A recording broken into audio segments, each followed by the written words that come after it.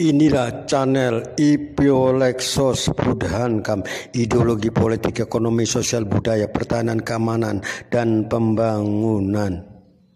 Tonton video ini sampai selesai agar Anda tidak salah ngerti dan tidak gagal paham.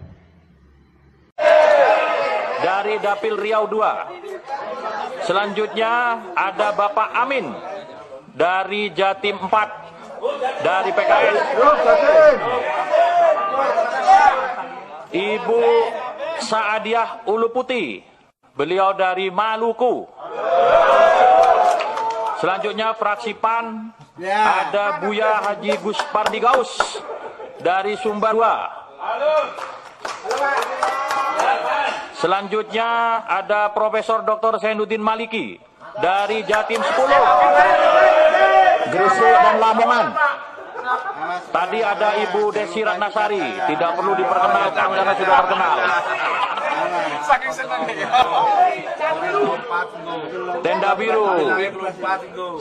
Terakhir dari fraksi P3, Ibu Haja Ilisa Sadudin Jamal dari Aceh 1. Itu nama-nama yang hadir pada rapat pleno balik pada hari ini. Di luar nama-nama yang hadir, ada juga nanti pada saatnya juga kita perkenalkan. Selanjutnya, kami berikan kesempatan kepada perwakilan fraksi-fraksi untuk menyampaikan pandangan atau pendapatnya. Ketua atas RUU dimaksud.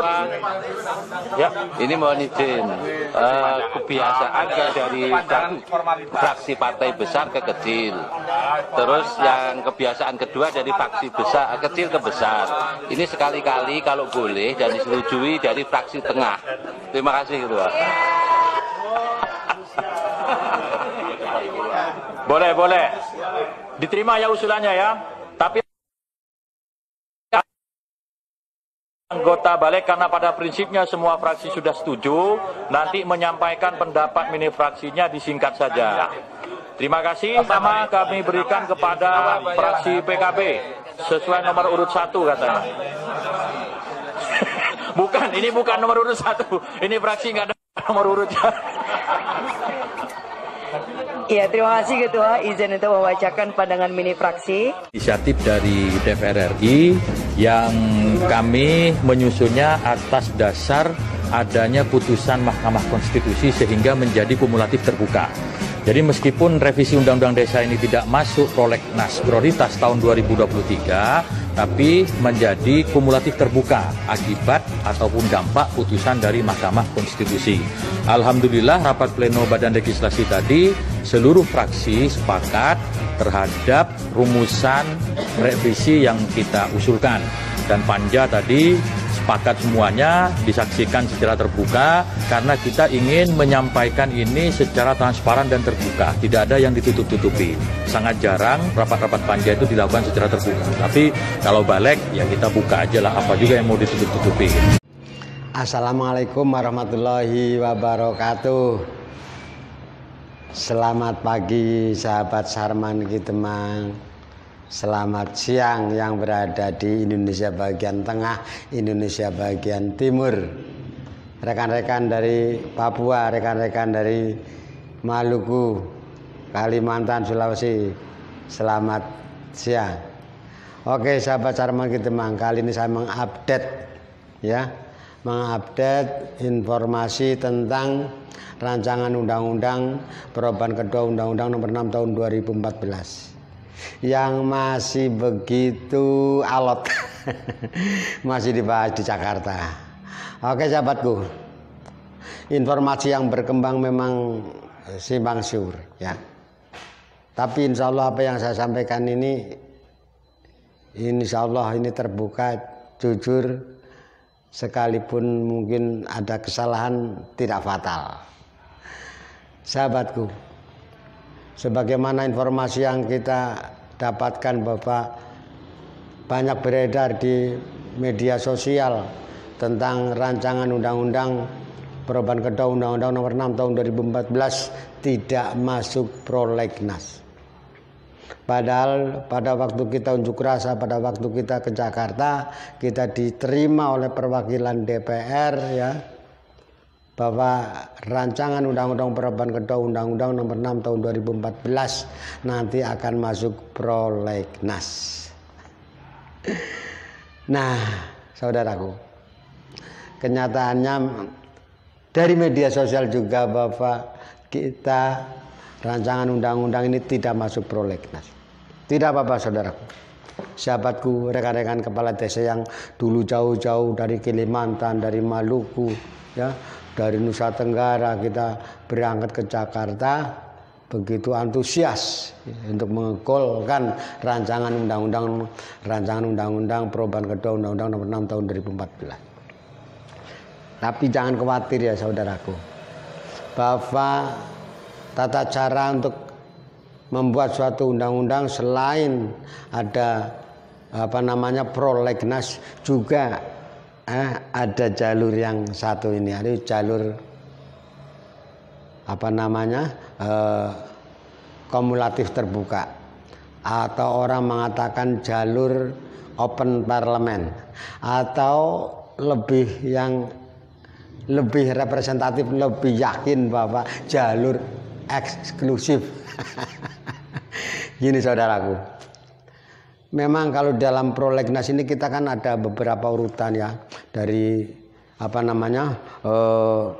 kompilasi mengumpulkan peraturan-peraturan daerah, peraturan-peraturan pemerintah mungkin yang mengarah kepada sesuatu kegiatan atau sesuatu kebutuhan yang diperlukannya undang-undang yang pasti, sehingga menghimpun nilai namanya yang melalui jalur prolegnas, membuat suatu rancangan undang-undang ya, akan dibuat suatu undang-undang ya, ini. Kemudian ada konsultasi dengan pemerintah, dengan publik dan sebagainya lah. Urutannya itu panjang memang kalau jalur prolegnas. Tapi kalau rancangan undang-undang perubahan kedua undang-undang nomor 6 tahun 2014 ini bisa melewati jalur itu tadi, open parlemen, jalur kumulatif terbuka, sebagai akibat ya dari putusan Mahkamah Konstitusi, bisa dari kebutuhan yang mendesak juga bisa ya. Intinya bahwa saudaraku, rancangan undang-undang ini sekarang sedang digodok di DPR, digodok di pemerintahan. Jadi instansi atau kementerian terkait ini sedang membahas mengenai rancangan undang-undang ini. Ya tidak cukup waktu 1 hari, tidak cukup waktu 1 bulan. Ini kan baru bulan Agustus September ya. Siapa tahu nanti September, Oktober, November paling lambat, siapa tahu sudah disahkan. Memang nanti di dalam di dalam kementerian, masing-masing kementerian nanti kan akan membahas per item apa sih, disesuaikan dengan undang-undang yang murni, undang-undang nomor 6 tahun 2014, kemudian dirujuk dengan perubahan rancangan undang-undang perubahan akan dirujuk dengan undang-undang yang aslinya, yaitu undang-undang nomor 6 tahun 2014. Kebutuhannya di mana, kekurangannya di mana, kemudian yang dirancang atau yang diusulkan ini undang-undang seperti apa, pasalnya seperti apa, akan disesuaikan seperti apa kebutuhan, kemudian dengan kemampuan negara juga ya. Karena di situ nanti di dalam pembahasan oleh para kementerian nanti akan disusun tentang DIM, daftar inventarisasi masalah. Apa saja masalah-masalah yang ada di situ ya. Nanti kita akan bahas di video berikutnya. Pasti kita akan menerima kira-kira apa sih daftar inventarisasi masalah yang kira-kira mengganjal, atau yang kira-kira memang menjadi tidak cepatnya suatu rancangan undang-undang disahkan. Itu namanya daftar inventarisasi masalah. Masalah apa saja yang krusial yang harus dibahas. Saudaraku, jadi bagi rekan-rekan kepala desa, rekan-rekan perangkat desa, rekan-rekan BPD, rekan-rekan pemerhati desa terutama ini ya. Karena kita kan semuanya rata-rata juga tadinya dari desa lah. Yang hidup di kota juga dari desa. Yang tadinya kelurahan juga tadinya juga desa, ya kan. Dulu mungkin yang namanya kelurahan mungkin ya hanya di Jakarta. Itu pun saya kira desa dulu ya. Sekarang udah menjadi kelurahan. Atau di kota-kota kabupaten ya banyak yang masih desa. Ya. Hampir semua yang namanya masyarakat kita pasti dari desa dulunya. Hanya karena mungkin setelah berkembang menjadi kota ada yang masyarakat kota. Jadi saya mengatakan pemerhati desa, pencinta desa. Saudaraku, pembahasan mengenai rancangan perubahan undang-undang kedua Undang-Undang Nomor 6 Tahun 2014 ini memang sangat ditunggu-tunggu oleh semua. Jadi jangan khawatir ya, bagi kepala desa, bagi perangkat desa yang setelah memperjuangkan beberapa kali ke Jakarta, baik yang masa banyak maupun yang perwakilan ya. Sampai hari ini tanggal 4 September 2023 ini pun sekarang ini sedang ada ini dirapatkan di sana. Ada rekan-rekan kita yang sudah berangkat di Jakarta ya, untuk membahas dengan kementerian terkait. Ya, mungkin tidak menterinya, tapi kan ada dirjen, ada macam-macam ini membahas, ya, membahas tentang daftar inventarisasi masalah apa saja sih yang krusial. Ya. Kan kita mengusulkan ini itu banyak sekali kan, ada masa jabatan 9 tahun, ada perangkat jadi ANS dan ASN dan sebagainya banyak sekali. Nanti kita tunggulah apa saja sih daftar inventarisasi masalah.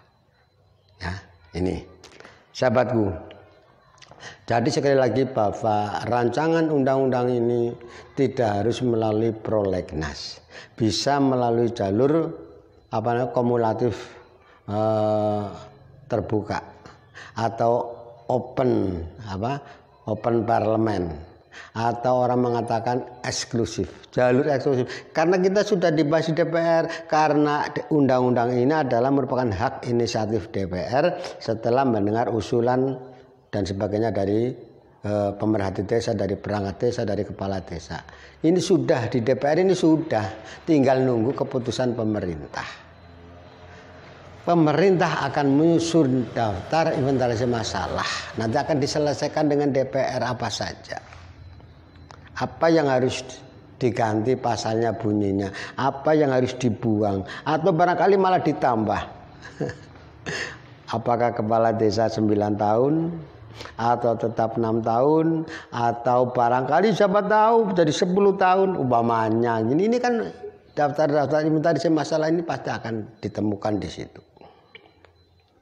Sahabatku, jadi jangan khawatir ya. Bukan berarti saya mendahului, tidak. Semua juga ada yang mengatur di sana. Jadi percayalah, yang tenang, tidak usah memikirkan untuk berangkat ke Jakarta lagi secara besar-besaran, jangan dulu. Jangan dulu nunggu komando ya. Nunggu komando seperti apa. Jadi gini saudaraku. Sudah banyak contoh undang-undang yang tidak harus melalui prolegnas. Dulu pernah ada yang namanya kalau tidak salah undang-undang migas ya. Undang-undang migas juga merupakan suatu kebutuhan yang mendesak karena masing-masing mungkin daerah, masing-masing ada juga peraturan pemerintah, itu ada peraturan-peraturan yang belum punya dasar yang kuat. Kadang-kadang masing-masing daerah barangkali membuat perda sendiri atau berdasarkan apa yang di atasnya belum jelas, sehingga banyak sekali pertambangan dan sebagainya, barangkali pengeboran dan sebagainya yang seharusnya izinnya dari pusat, sehingga karena sesuatu hal sangat dibutuhkan, itu namanya ya, sangat dibutuhkan, akhirnya undang-undang migas ini tidak melalui prolegnas tapi melalui jalur tadi nih ya, open parlemen atau jalur kumulatif terbuka, atau orang mengatakan jalur eksklusif. Dulu juga peraturan pemerintah pengganti undang-undang tentang cipta kerja ya, kalau tidak salah tahun 2022 atau tahun 2021 itu ya, yang ramai di demo. Itu kan juga ya, setelah pemerintah membuat peraturan pemerintah pengganti undang-undang, selang 1 tahun atau mungkin hampir 2 tahun, diberikan kepada DPR untuk dibahas ya, dan akhirnya disetujui ya kan, disetujui menjadi Undang-Undang Cipta Kerja. Itu juga melalui jalur ini, jalur kumulatif terbuka atau jalur open parliament, atau orang mengatakan jalur eksklusif. Termasuk undang-undang desa ini pun demikian, tidak harus melalui jalur prolegnas. Jadi ya silakan, mungkin mau diberitakan seperti apa, monggo, itu hak orang sekarang untuk memberitakan kan, untuk bisa menambah mengurangi berita itu hal biasa ya. Jadi saudaraku, rekan-rekan kepala desa, rekan-rekan perangkat desa, BPD, pemerhati desa, pencinta desa, bersabar dulu ya. Masih waktunya masih panjang ya. Jadi kita tunggu saja, sedang ada pembahasan di pemerintah dalam hal ini dalam menteri-menteri terkait. Ada Menteri Keuangan karena berkaitan dengan peningkatan dana desa ya, kemudian tentang perangkat yang menjadi ASN umpamanya ini di Golkar kan harus dibahas dengan Menteri Keuangan juga, kemudian dengan Menteri Pendayagunaan Aparatur Negara PAN ya, itu juga penting, kemudian dengan Menteri Desa ya, karena yang ngurusi desa juga kan, Menteri Dalam Negeri ya, sebagai leading sektor dari undang-undang ini, sebagai pemerintah desa juga di sektornya kan Kementerian Dalam Negeri ini pasti akan di situ. Jadi ada beberapa kementerian, mungkin bisa 4 bisa 5 untuk membahas masalah rancangan undang-undang perubahan kedua Undang-Undang Nomor 6 Tahun 2014 ini. Oke sahabatku, jadi sekali lagi, rancangan undang-undang perubahan kedua Undang-Undang Nomor 6 Tahun 2014 tidak harus melalui jalur prolegnas, tetapi melalui jalur kumulatif terbuka, open parlemen, jalur eksklusif. Luar biasa. Sudah ada contoh, banyak undang-undang yang dibuat tidak melalui jalur prolegnas. Terima kasih. Wassalamualaikum warahmatullahi wabarakatuh.